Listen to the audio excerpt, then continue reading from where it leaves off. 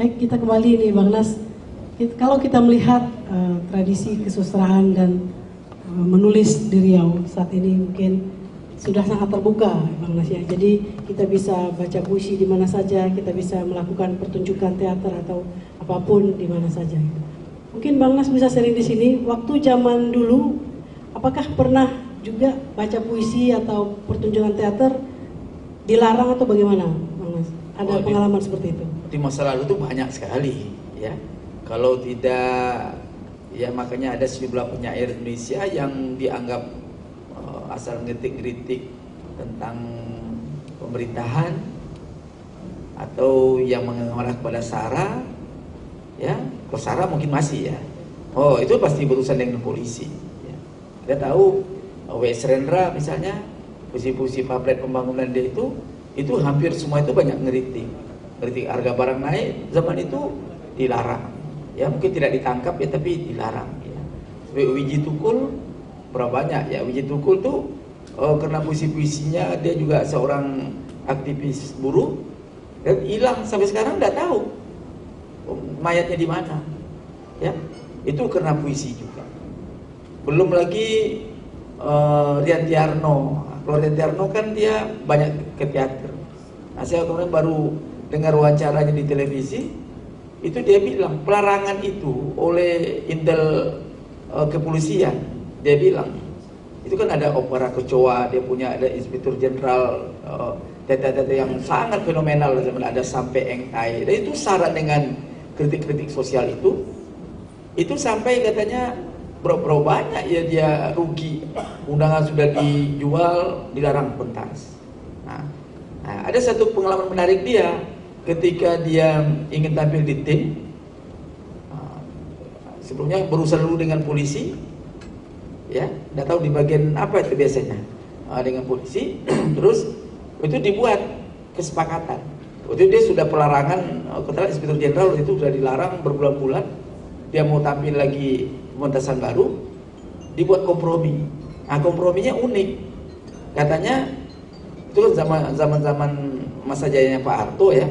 Itu tidak boleh selama pementasan itu menggunakan kata-kata sapi. Tidak boleh. Tidak boleh menggunakan sapi, itu kan identik dengan tapos. Jadi semua ada belasan kata-kata yang harus diubah dari naskah itu hanya untuk lolos di dalam penampilan pertunjukan dia.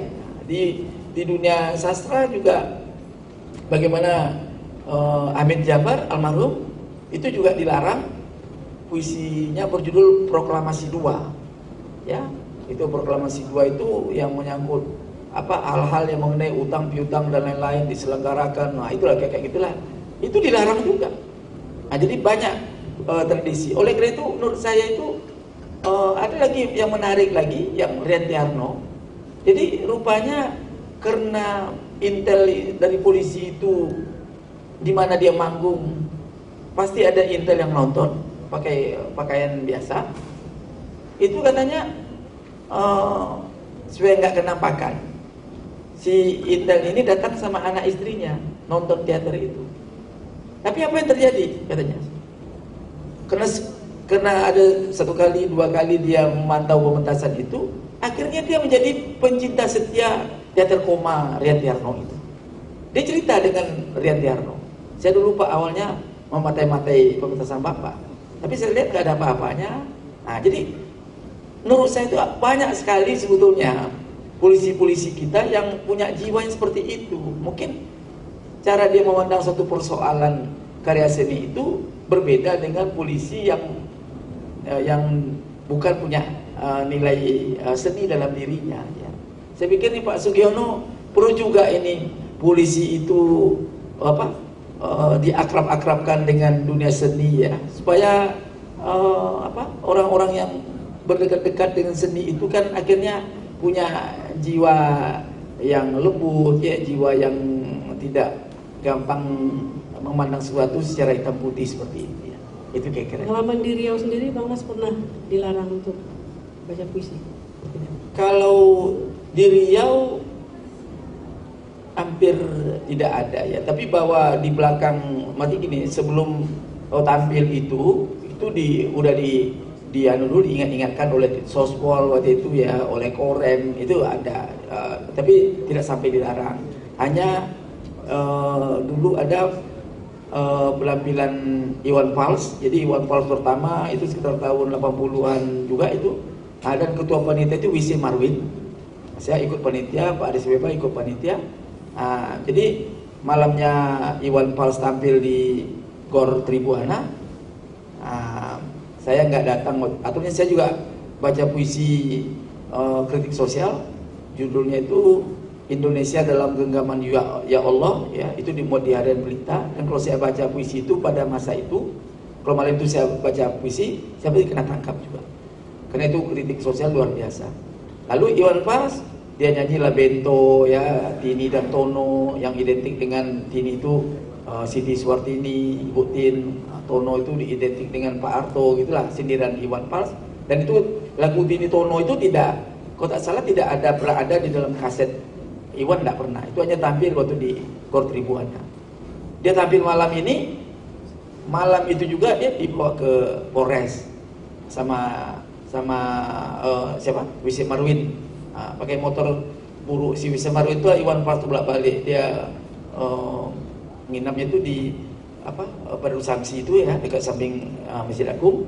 Waktu itulah bolak-balik lah. 3 hari Iwan Fals itu tidak boleh berangkat, dia wajib lapor. Ya.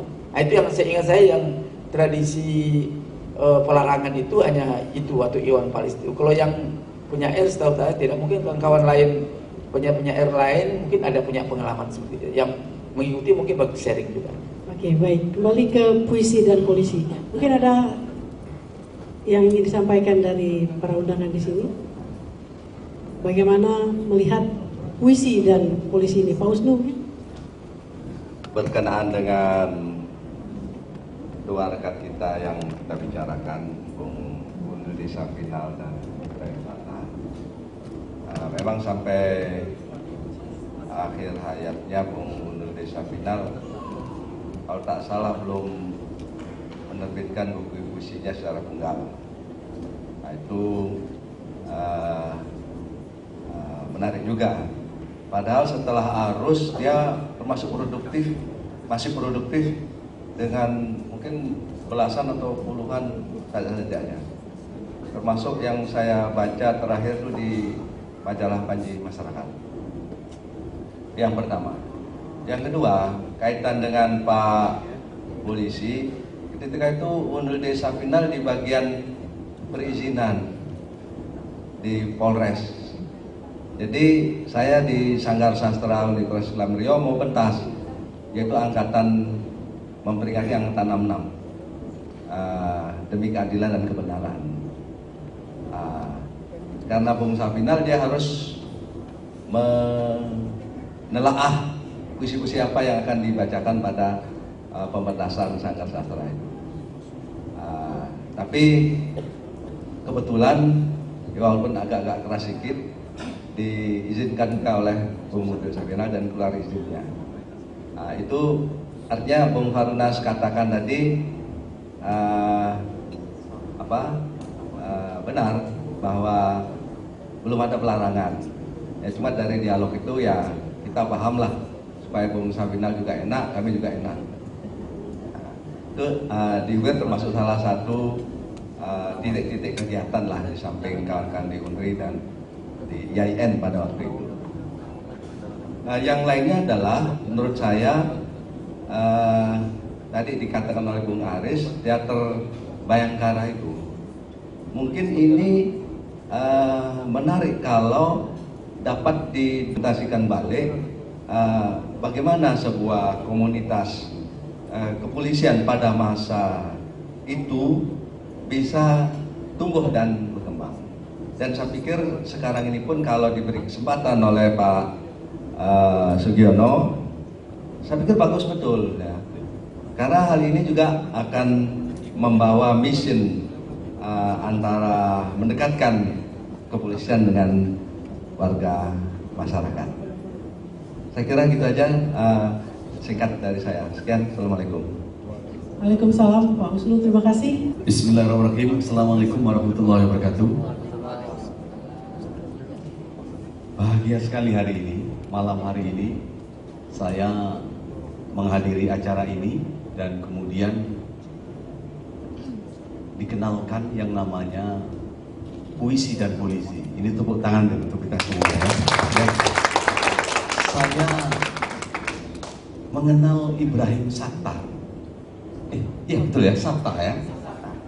Sattar itu baru aja saya buka Google langsung. Saya terus terang aja, buta saya, buka. Ternyata mantan polisi ini di usia muda meninggal. Saya haru melihat itu Pak. Terus terang, dia termasuk tokoh lah. Saya melihat kalau hari ini saya tadi mengikuti upacara Pak, hari ulang tahun Brimob yang ke-70, itu adalah Bapak M. Yasin adalah sebagai pahlawan kepolisian. Ini kalau nanti ke depan Pak Ibrahim Sattar ini naik ke permukaan menjadi pahlawan puisi di Rio, ini luar biasa. Nah ini yang saya sampaikan, keterkaitan dengan puisi dan polisi ini bagus sekali Pak. Karena apa? Polisi ini kan tugas-tugasnya itu bersentuhan dengan masyarakat. Kalau tadi Bang Anas itu pernah bersentuhan dengan polisi, yang satu polisinya baik kok yang kedua polisinya gila. Nah ini, ya kan? Nah, ini. Jadi sekali lagi sentuhan-sentuhan ini boleh. Saya mengapresiasi Pak. Kalau ada nanti Citer Bayangkara, ini insya Allah nanti akan kita hidupkan lagi. Ya, saya termasuk orang yang peduli lah kalau yang kayak begini. Saya sudah lama Pak mencari. Artinya begini, saya pernah datang ke tempat taman budaya.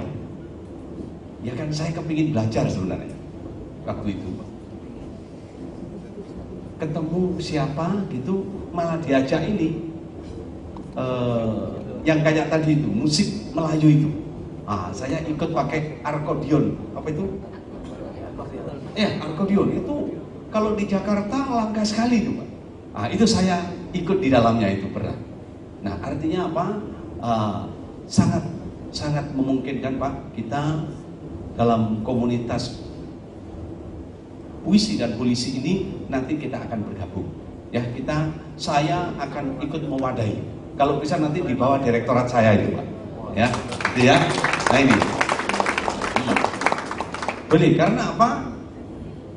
Kalau rekan-rekan mahasiswa Fakultas Seni dan kemudian yang lainnya atau polisi yang cinta seni itu banyak Pak. Karena apa Bang? Saya ini termasuk orang yang ikut melahirkan waktu itu adalah band wanita di kepolisian, Diva Baranita. Ya, itu saya ikut mewadahi. Dan anak saya lahir waktu itu saya berikan nama Baranita. Jadi ini saya ikut serta. Kemudian yang saya katakan bahwa memang polisi ini Pak adalah polisi penjaga peradaban. Ini tema besar yang kita usung saat sekarang ini. Jadi tema besar ini kita usung sejak bangun sampai nanti ke liang lahat itu masih butuh polisi. Oleh karena itu, karena dia pengawal peradaban, maka harus tahu tentang seni, ya mencintai seni. Dalam hal ini adalah polisi nanti bergabunglah kita, anak-anak muda kita, bintara-bintara kita akan berada mungkin di Bayangkara. Kita hidupkan lagi jilid 2. Baik, saya kira itu. Saya mengapresiasi. Saya sedikit akan bacakan puisi.